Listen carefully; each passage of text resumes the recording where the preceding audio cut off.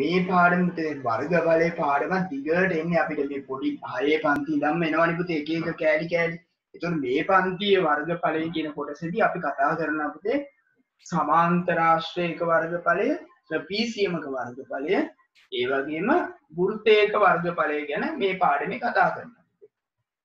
ඊළඟට 10 ශ්‍රේණියට ගියාම අපි ඉගෙන ගන්නවා පුතේ කේන්ද්‍රික ඛණ්ඩයක වර්ගඵලය. ඒ කියන්නේ වෘත්තයකින් කොටසක්. ඊට අමතරව සිලින්ඩරයක ප්‍රිස්මයක වර්ගඵලය ගැන කතා කරන්න තියෙනවා. මේ වර්ගඵලයේ පාඩම 11ට ගියාම අපි එනවා කේතුවක, පිරමීඩයක, ගෝලයක පෘෂ්ඨ වර්ගඵලය ගැන කතා කරමු. එතනින් තමයි වර්ගඵලයේ පාඩම ඉවර වෙන්නේ. මේ කියන දේවල් අපිට ඕන වෙනවා 11 ශ්‍රේණියට යනකම්. හරි? දැන් අපි බලමු පොඩි සමාන්තරාශ්‍රයක්.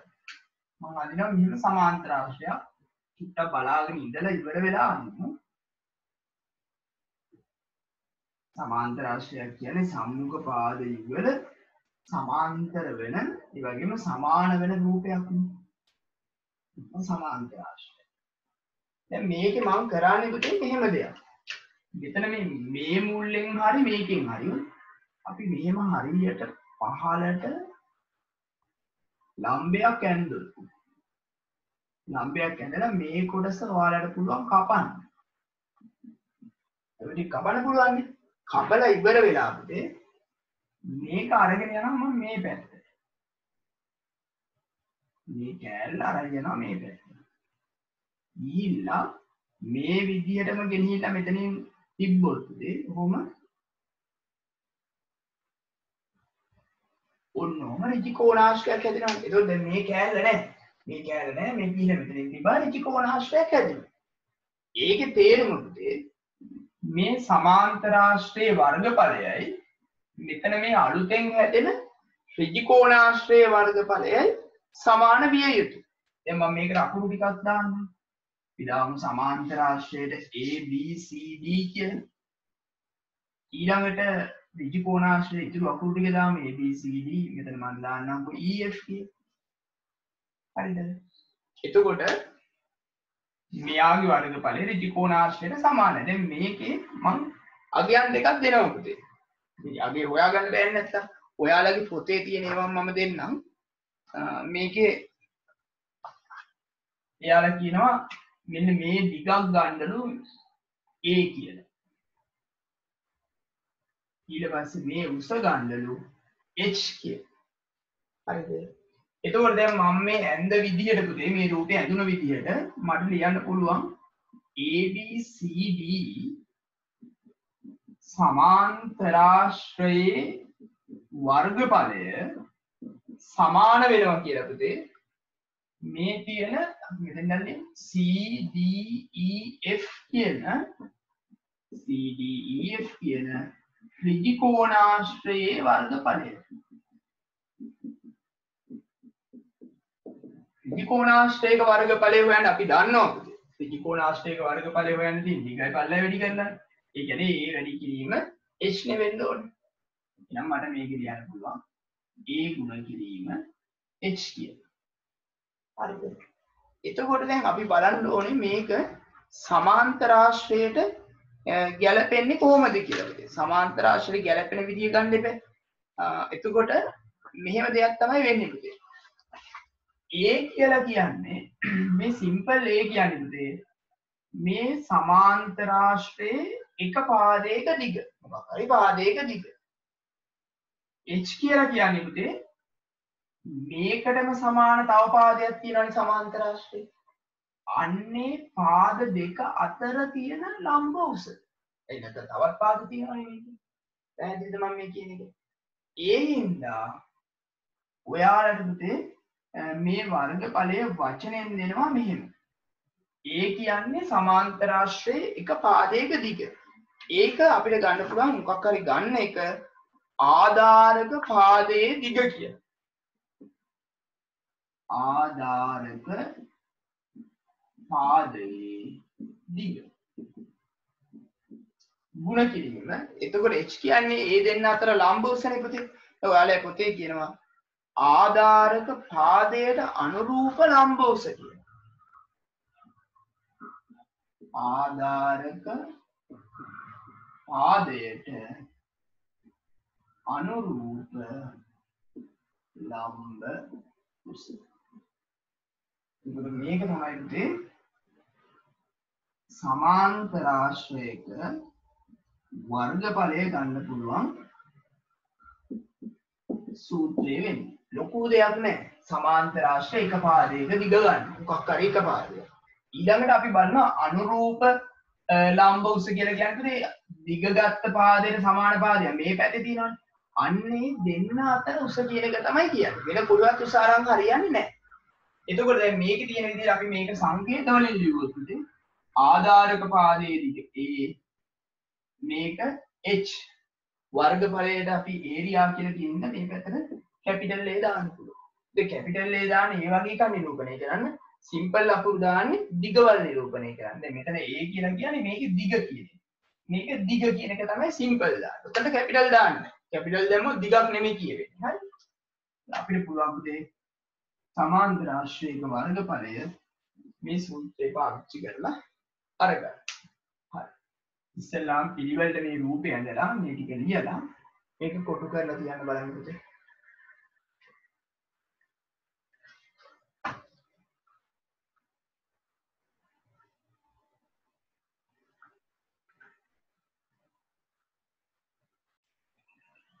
හරි පුතේ එතකොට 23 එකේ පළවෙනි එකේ නම් අභ්‍යාසය මොකද්ද? අභ්‍යාසය පුතේ 23 එක. පිටුව 33. හරි. එතකොට පුතේ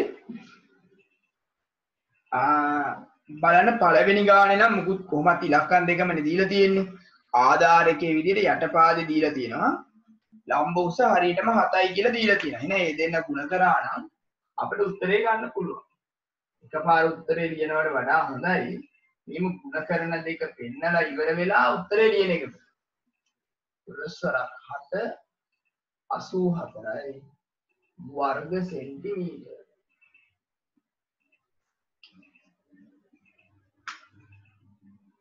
එතකොට ඊළඟ ගාන ගත්තොත් ඒකත් එහෙමම තමයි.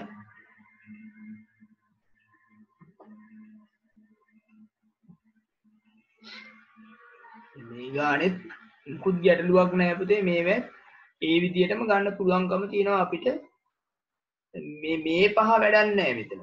මොකද දීලා තියෙන්නේ මේ පැත්තේ 10නේ පුතේ. එතකොට මේ සමාන්තර රේඛාවට අදාළ ඊළඟ සමාන්තර රේඛාව අනිත් පැත්තේ තියෙන්නේ. ඒ දෙන්න අතර දුර 3යි. එහෙනම් අපිට වැදගත් වෙන්නේ 10යි 3යි ගුණ කරන එක විතරයි. 10යි 3යි ගුණ කළාම ඔයාලට ලැබෙවි 30ක් කියලා. ඒක 30යි. ඊළඟට බලන්නකෝ තුන්වෙනි ගාන පුතේ. තුන්වෙනි ගාන ගත්තොත් අපි වැඩි කරන්න ඕනේ අගයන් දෙක තෝර ගන්න ඕනේ. දැන් මෙතන මේ ලම්බ උස දීලා තියෙන පැත්තෙන් මෙන්න මේ පැත්තට යට දීලා තියෙන්නේ පුතේ. ඒ කියන්නේ මේ සමාන්තර රේඛා දෙක අතර උසක් නෙමේ දීලා තියෙන්නේ. එළියෙන් දීලා තියෙන්නේ. කොහෙන් හරි කමක් නැහැ දෙන්නයි ඕනේ පුතේ. එතකොට අපිට ඕන වෙන්නේ මේ 20යි 8යි තමයි ඕන වෙන්නේ පුතේ. ඔයාලා එතකොට ಗುಣ කරන්න ඕනේ 20යි 8යි. 20යි 8යි. ಗುಣ කරාම 8 වරක් 2 16යි මෙතන බිඳුවක් තියෙනවා. वर्ग सेंटीमीटर 160ක් කියලා අපිට ලැබෙනවා.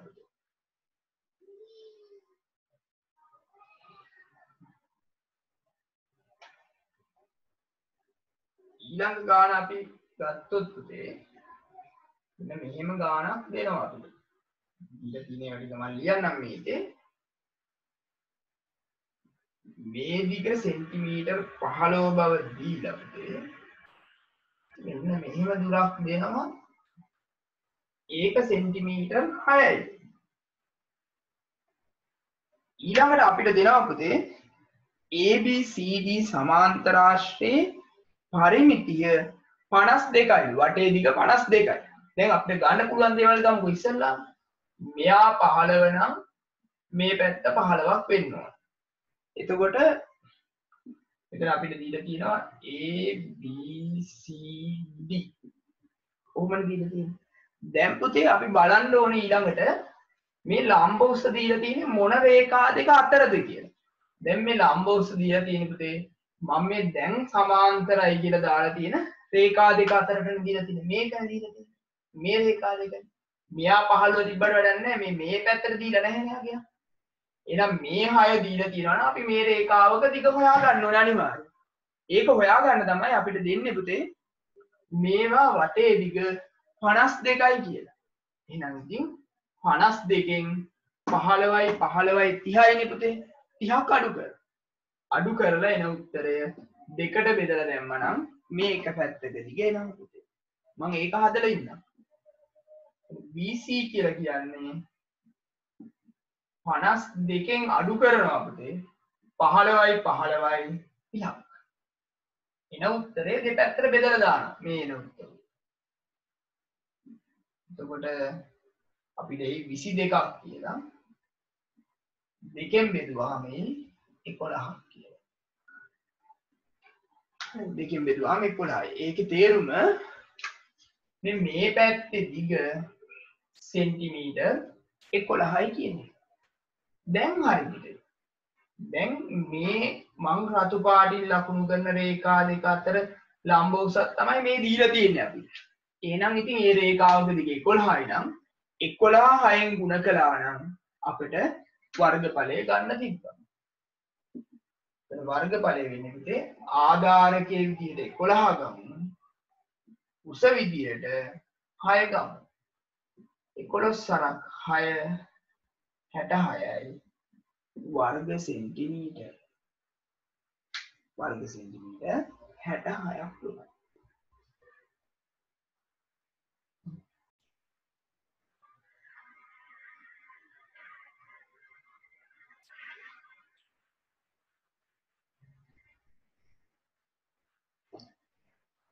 ඊළඟ ගානේ අපිට කියනවා පුතේ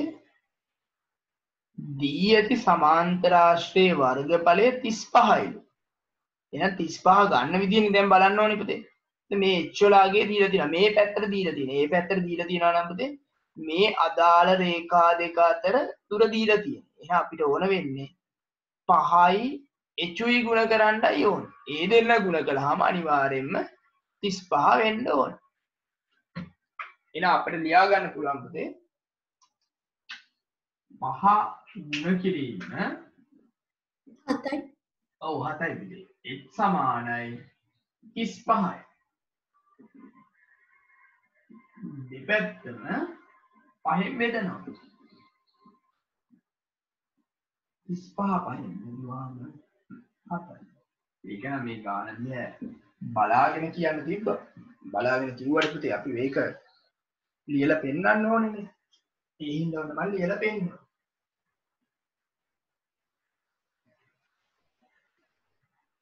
ඕක ලියාගෙන බලන්න 4 වෙනි ගාන හදන්න. අපි බලමු පුතේ 4 වෙනි ගාන. ඒකත් ඒ જાතියෙම ගානක් ඉතින්. එතන මේකේ අපිට කියනවා මේ සමාන්තරාශ්‍රයේ වර්ගඵලය දීලා තියෙනවා 105යිද. එහෙනම් PQ පාදයේ දිග. දැන් කොහොමද සෙන්ටිමීටර 3 දීලා තියෙන්නේ පුතේ PQ SR පාද දෙක අතරනේ. එහෙනම් ඉතින් අපි කරන්න ඕනේ PQ දිග 3න් වැඩි කළාම සමාන කරන්න 105ට. එහෙම වෙනනම් PQ 3න් වැඩි කළාම 105 වෙන්න ඕනේ ආධාරකයේ ගුණ කිරීම ලම්බ උස. අපි ලිව්වේ හැකි PQ ම ලියන්නම් මම. ආයි එක අකුරු දාන්නයක් නැතුව. PQ කියන දිග 3න් ගුණ කළාම සමාන වෙන්න ඕනේ 105ට. දැන් දෙපැත්තම බෙදුවා නම් හරි 3න්. අපිට පුළුවන් PQ දිග හොයාගන්න. PQ තනි ටිකක් එකින්ම වරහණක් ඇතුලේ ලිව්වා. මේ දෙන කැපිලා යනවා පුතේ. PQ වල අගේ එනවා 3 වරක් 3 9යි 3 වරක් 5 15යි. සෙන්ටිමීටර් 35ක් කියලා ලැබෙනවා.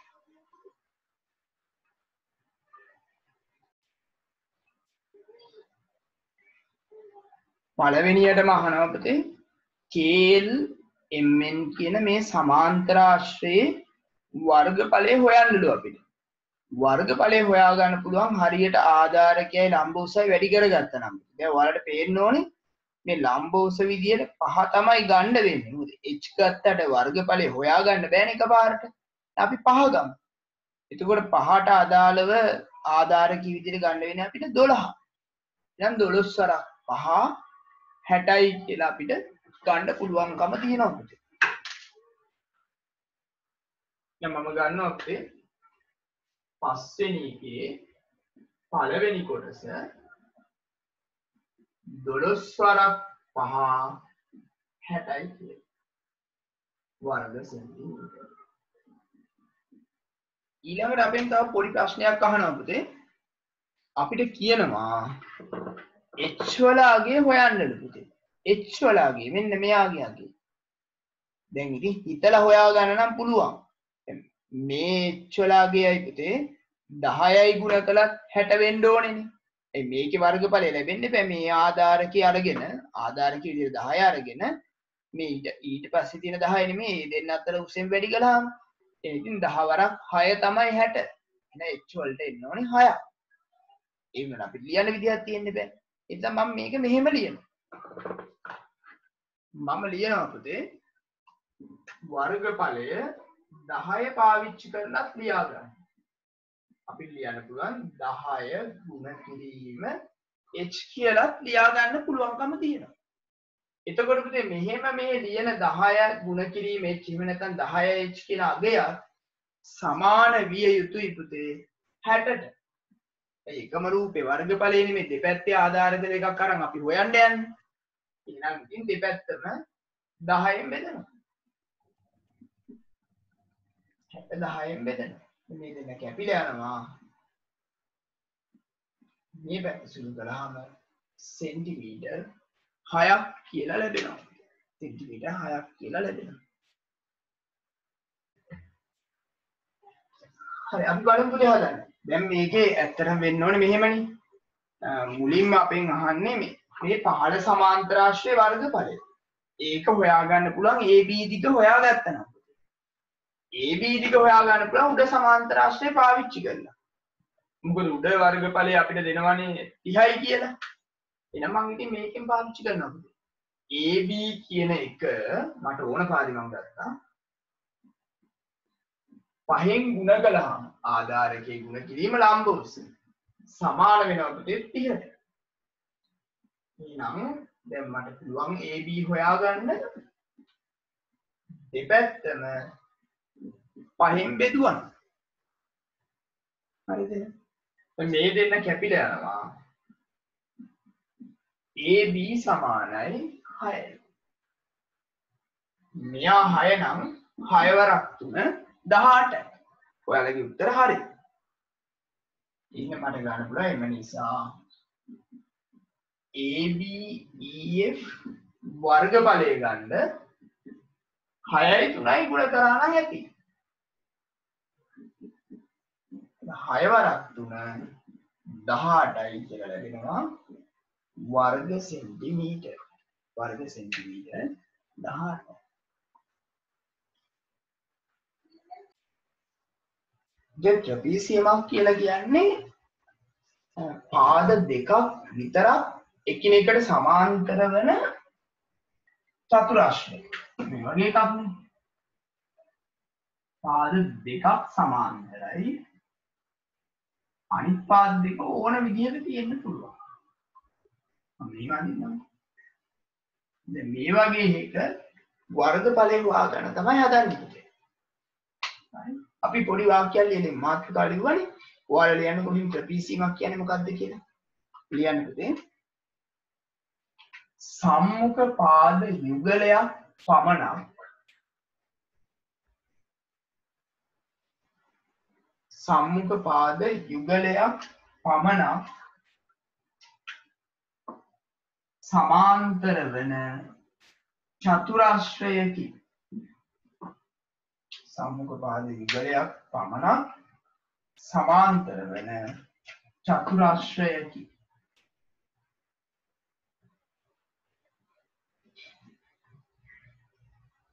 හරිද? දැන් හරි. ඊළඟට ඉතින් අපි බලමු ට්‍රපීසියමක වර්ගඵලයට සූත්‍රයක් ගොඩනගා ගන්න. මම මේ යන්නේ ABCD කියලා ට්‍රපීසියම. මේකේ මම ගන්නවා මේ පැත්තේ දිග A කියලා. BC දිග. ඊළඟට මම ගන්නවා AD දිග B කියලා. මේ සමාන්තර පාද දෙකේ දිගවල දෙක මම ඔය දාගන්නවා.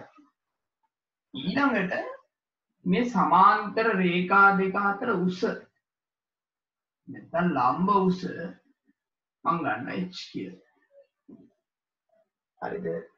දැන් මම කරන්න හදන්නේ පුතේ ඒ කොළ පාටින් ඔයාලට පේන්නේ නැති මම ත්‍රිකෝණයක් වෙන් කරා පුතේ. ත්‍රිකෝණ දෙකක් තියෙනවානේ. මේ උඩ ත්‍රිකෝණය පහළ ත්‍රිකෝණය කියලා දෙකක් තියෙනවානේ. මේ ත්‍රිකෝණ දෙකේ වෙන වෙනම වර්ගඵල හොයලා ඒ දෙන්න එකතු කරන්න හදන්නේ. එකතු කළාම අපිට මේ ට්‍රපීසියම ලැබෙන්න ඕනේ. හරි.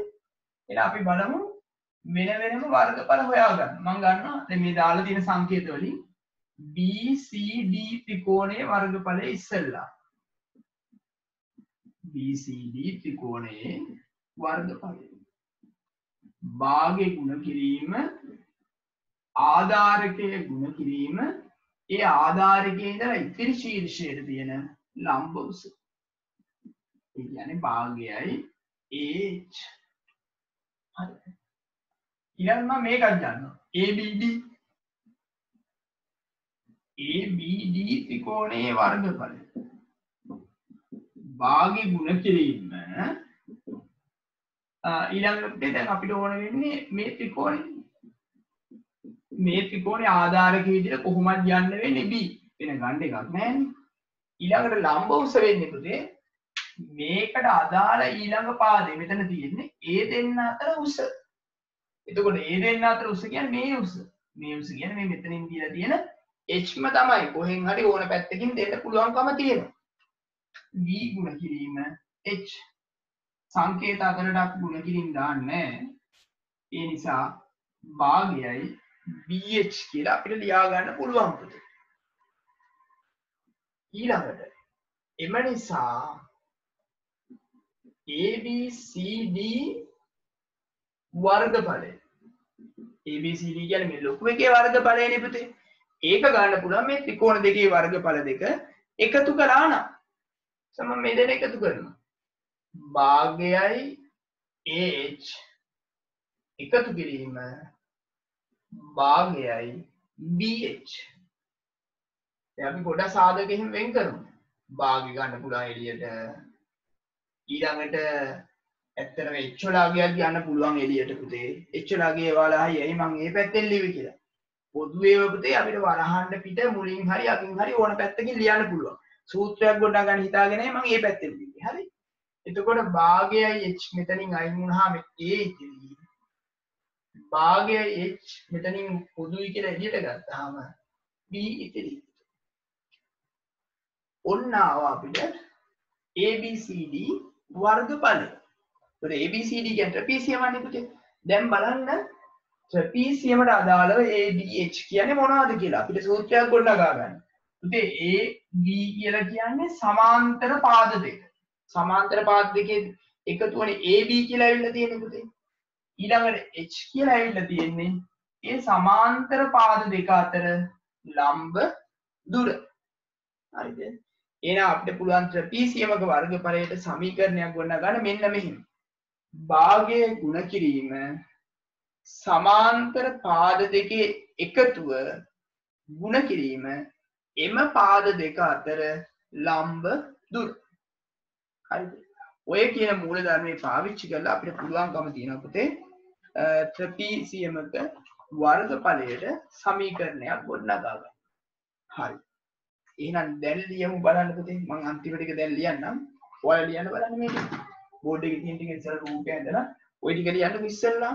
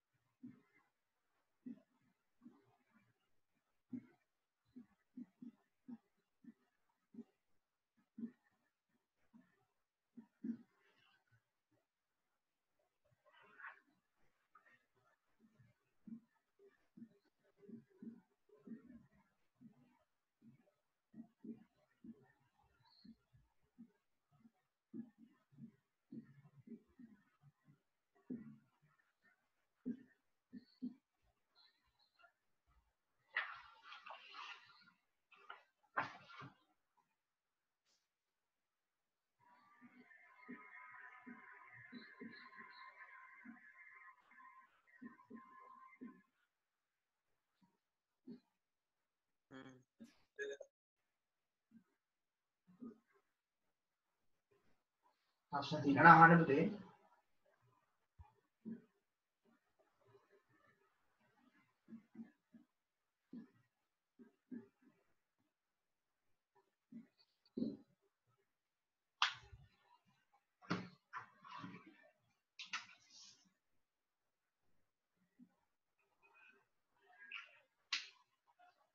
අපිට පුතේ ට්‍රපීසියමක වර්ගඵලයට මෙහෙම සමීකරණයක් ගොඩනගා ගන්න පුළුවන්. ඊට පස්සේ භාගය ගුණ කිරීම සමාන්තර පාද දෙකේ දිගේ එකතුව ගුණ කිරීම සමාන්තර පාද අතර ලම්බ දුර පුතේ. භාගය ගුණ කිරීම සමාන්තර පාද දෙකේ එකතුව ගුණ කිරීම එම පාද දෙක අතර ලම්බ දුර. හරිද? ඕක පාවිච්චි කරලා අපිට පුළුවන් ට්‍රපීසියමක වර්ගඵලයට සූත්‍රයක් ගොඩනගා ගන්න. නියම බලන්න පුතේ ඔක්කොම ටික.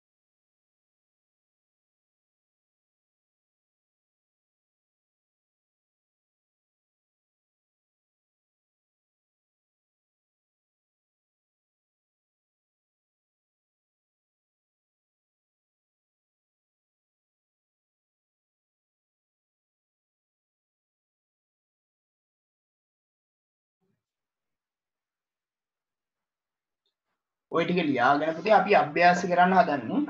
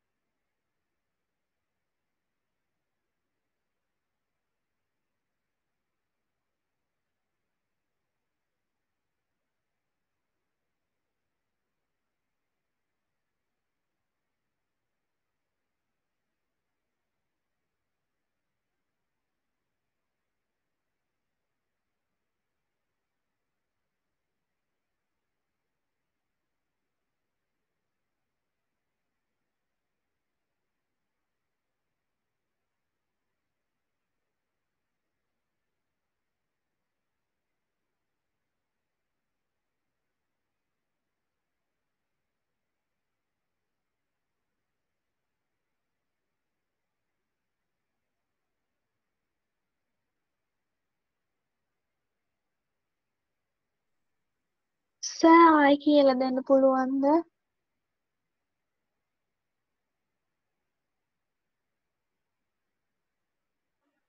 මම ආයි පැහැදිලි කරන්නම් පුතේ. පුළුවන් අයට එන්න පුළුවන් මේ අභ්‍යාසي ගණන් හදන්න.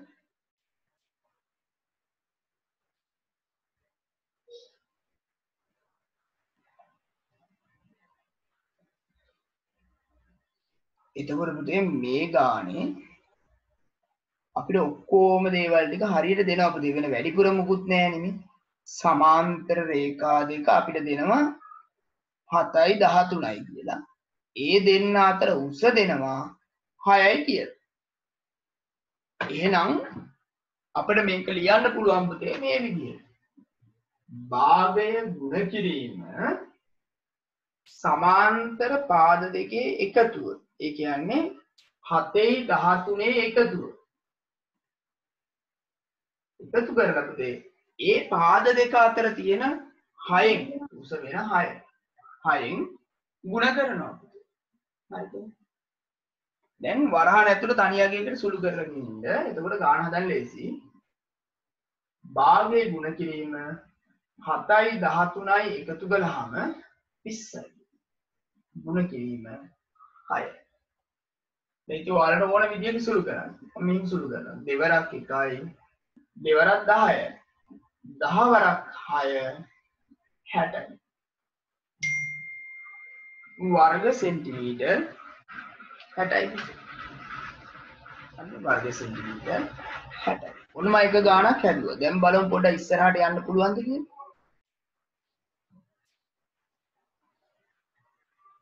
එතකොට පුතේ මේ දෙවෙනි එකේ 10යි 5යිනේ අපිට ඕන වෙන්නේ පුතේ. 10යි 5යි තමයි සමාන්තර පාද දෙක. 8 තමයි මේ රේඛා දෙක අතර ලම්බ දුර. එහෙමනම් අපිට ලියා ගන්න පුළුවන් පුතේ මෙහෙම. දෙවෙනි කොටස අන්න හරි පුතේ. භාගේ ගුණ කිරීම 10 ධන 5 ගුණ කිරීම 8. එතකොට මෙතන භාගයයි පුතේ 10යි 5යි 15යි. මෙතන 8යි. මේ දෙකෙන් බෙදෙනවා හැබැයි දෙවරක් 1යි දෙවරක් 4. 15 ඒවා 4ක් 60යි පුතේ. අර 100 ගානේ පුතේ බෙදන්න නැති වුණොත් බෙදන්න අනිවාර්යෙන් භාගයක් ගන්න මතක් කරගන්න. නැත්තම් වරදිනවා.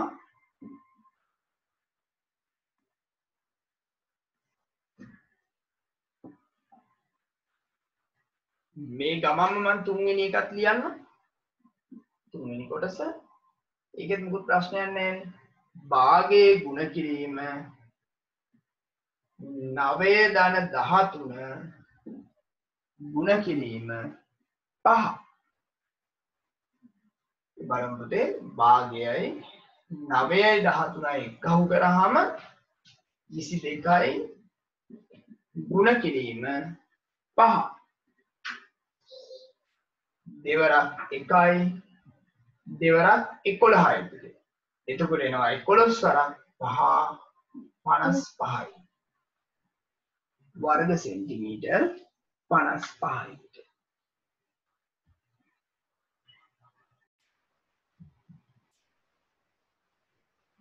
අපි පුතේ මේ ගානේ කරන්නේ සමීකරණය ලියනවා පුතේ.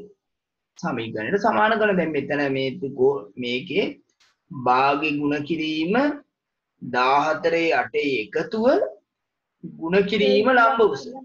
ඔය දෙන ගුණ කළාම පුතේ එන්න ඕනේ 88යි කියලානේ. අපි එතනට සමීකරණය ලියමු.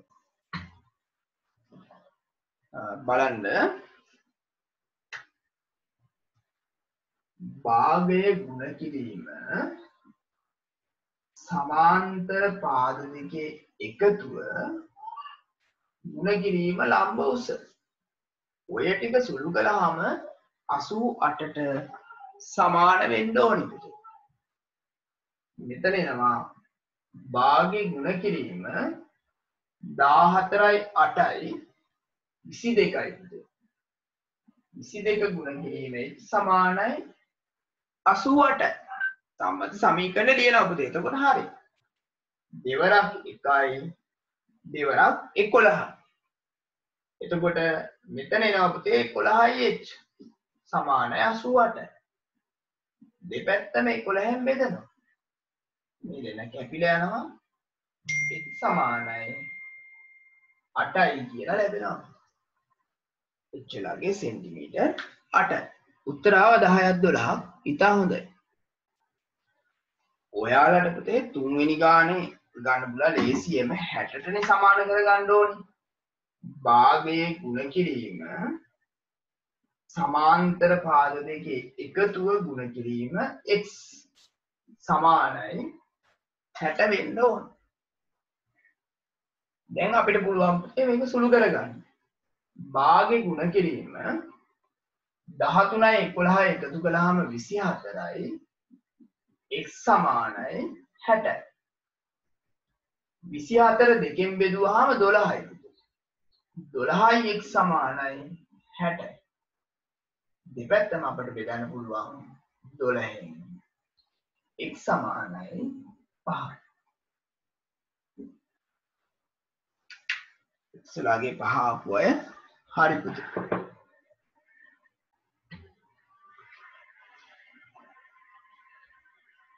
පුතේ එතකොට ඊළඟ එක වර්ගඵලය 26 නුනේ. අපි වර්ගඵලයට සමීකරණ ලියමු. මොනම සමීකරණ ලියලා දෙන්නම් හදන්න බලන්න. භාගයේ ගුණ කිරීම සමාන්තර පාද දෙකේ එකතුව ගුණ කිරීම එම රේඛා දෙක අතර ලම්බ දුර ඔය දෙන්න සුළු කළාම සමානයිලු පුතේ 26ට. 26 කියලානේ අපිට කියන්නේ. දැන් ඔය සමීකරණ විසඳන්න ඔබ බැරුව ගිය අය ඒ වලට කීයක් එනවද කියලා බලන්න.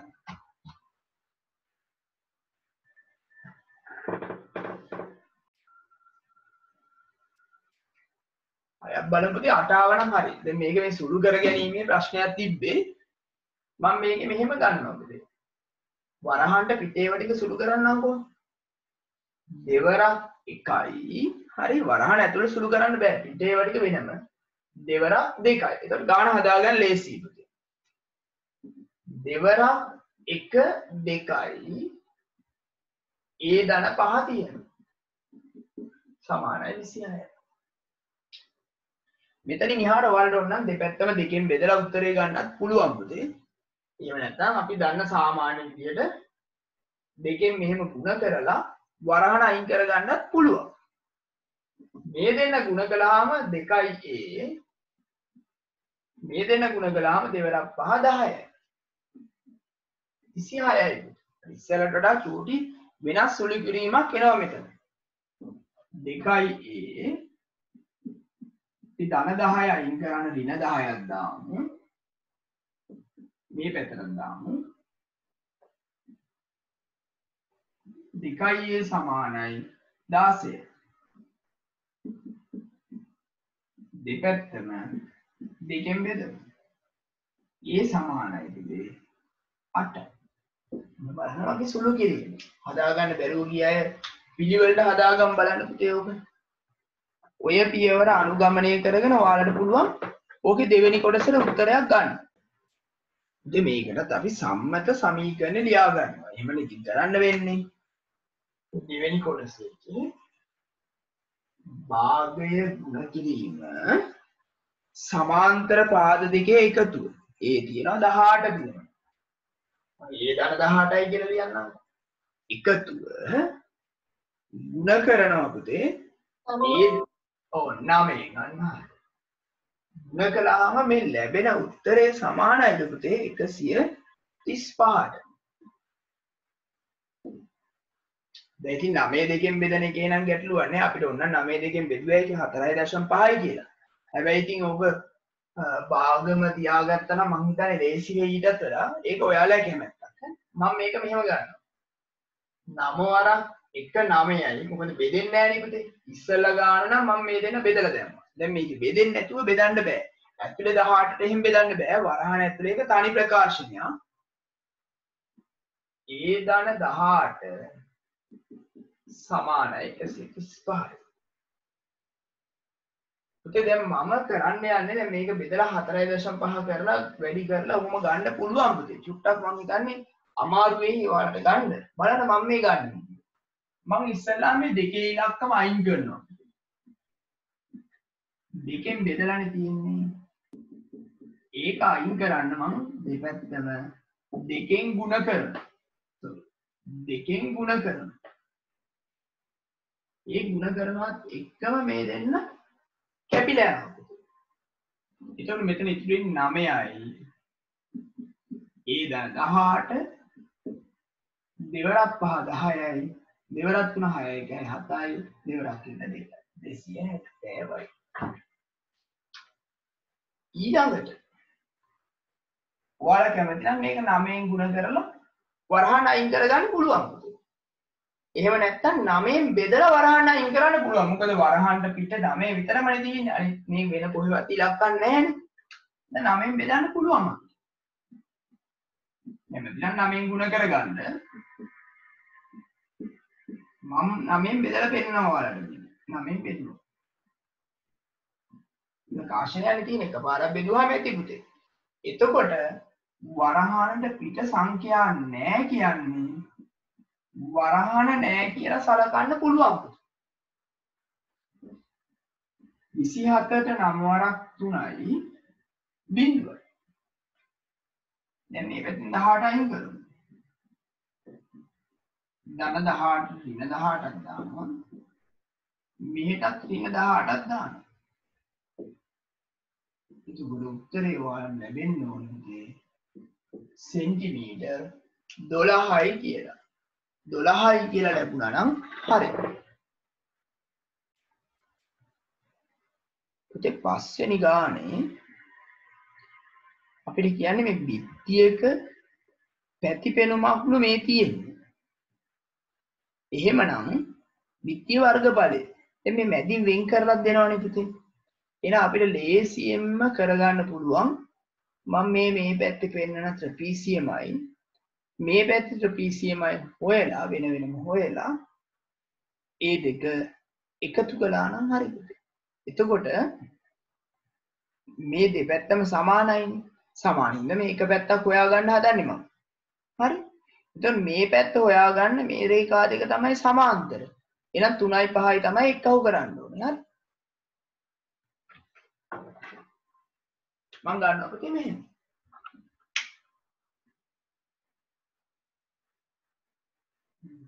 ඊයේ වර්ගඵලය.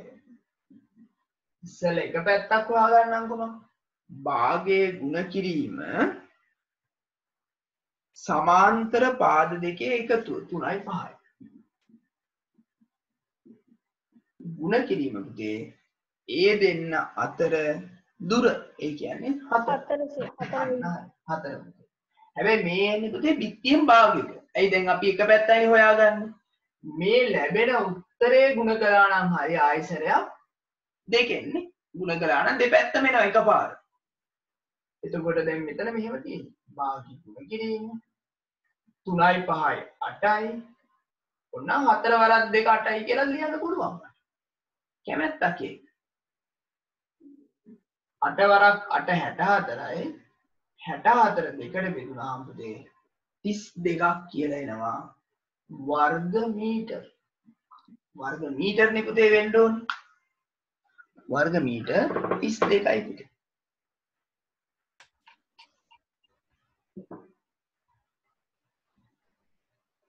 හරි. මෙතන කියනවා පුතේ ට්‍රපීසියමක වර්ගඵලය 30යි. අවසාන එක. මේකේ වර්ගඵලය 30යි. අපි මේක කැඳගමු. වර්ගඵලය අපි දන්නවා 30යි කියලා. එතකොට අපිට කියනවා සමාන්තර පාද අතර ලම්බ දුර 3යි. මෙයා 3යි. සමාන්තර පාද නම් දන්නේ නැහැ කීයද කියලා. ඒකේ B කියලා මම දැක්කා. දැන් අපිට කියනවා පාදවල දිග සඳහා ගන්න පුළුවන් අගයේ යුගල. ඉස්සෙල්ලා මෙහෙම කරමුකෝ. මේකේ වර්ගඵලය 30යි නේ පුතේ. මම මේක 30ට සමාන කරලා අගයක් හොයනවා. බලන්නකෝ. භාගයේ ගුණ කිරීම සමාන්තර පාද දෙකේ එකතුව ගුණ කිරීම ඒ දෙන්න අතර ලම්බ දුර. ඔය ටික සුළු කළාට පස්සේ සමාන වෙන්න ඕනලු පුතේ 30ට. දැන් පොඩ්ඩක් සුළු කරමු මේක.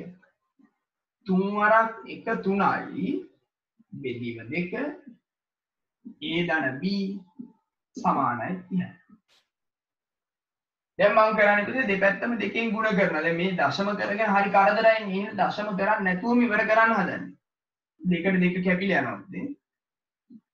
3යි a ධන b සමානයි 30 දෙකක් 60. දෙපැත්තම මම 3ෙන් බෙදනවා. එතකොට අපිට එනවා පුතේ a ධන b සමානයි 63ෙන් බෙදුවාම 20යි. ඒකේ තේරුම පුතේ මේ පාද දෙකේ එකතුව 20යි. දැන් අපිට කියනවා පළවෙනි කොටස පුතේ. මම මේ ටික මකන්නම්. පළවෙනි කොටස කියනවා නිකිලම Aටයි Bටයි ගන්න පුළුවන්. නිකිලමය අගේ යුගල 3ක් පුතේ. මෙහෙම දාගමු. නිකිලමය අගේ කියන්නේ පුතේ පූර්ණ සංඛ්‍යාමය අගය. මේ දෙන්නගේ එකතුව 20 වෙන්න අගයන් දෙන්න. එතකොට හරිනේ මේ මම ඇඳපු විදිහට නම් පුතේ ඒ පැත්ත ලොකුයි මං ඇන්දේ. ඒ නිසා මං මේ පැත්තට ටිකක් ලොකු වගේක් දෙන්නම්කෝ 20 වෙන්න. මේ පැත්තට 15යි. මේ පැත්තට 5යි. ඒ කියන්නේ 20 වෙන්න මොනවා හරි. 16යි 4යි. 12 දාන්න. 12යි 8යි. 12යි 8යි 20යි. එකතුව 20 වෙන්න ඕනේ. වෙන ඉතින් කරන්න දෙයක් නැහැ නේ අපිට. ඊළඟට අපිට කියනවා දෙවෙනි එකේ පුතේ නිකිලමය නොවන අගයන් යුගල 3ක්. ඒකේ තේරුම පුතේ මේ දශම වලින් දුන්නා නම් හරි දශම. උදාහරණයක් මම දෙනවා 14.5. එතකොට මේකට තව 20 වෙන්න 20ෙන් 14.5 අඩු කරලා බලන්න. 5.5ක් ඒ. ඒ වගේ මොන හරි ටිකක් අපි ගමුකෝ. sorry. 12.5 දුන්නා කියලා. එහෙනම් 12.5 දුන්නා නම් මෙතන 7.5. මම ලියන ඒවා ලියන්න ඕනි කියලා ගන්නෑ. මම 0.5 ලිව්වේ ලේසියින්ද. 16.5 ලිව්වොත් මෙතනට 3.5. මම මේ වුමනාවේ මේ වලට ලොකු වගයක් දුන්නොත් මම ඇඳපු රූපේ ඒ ලොකුයි. දැන් ඔයාලා ඇඳපු රූපේ අනිත් එක ලොකු නම් ඒ පැත්තට ඒ අගේ දාගත්තා නම් හරි. හරි ලියමු බලන්න. පුතේ උතනින් ත්‍රිපීසියමේ වර්ගඵලයේ කොටස ඉවර වෙනවා.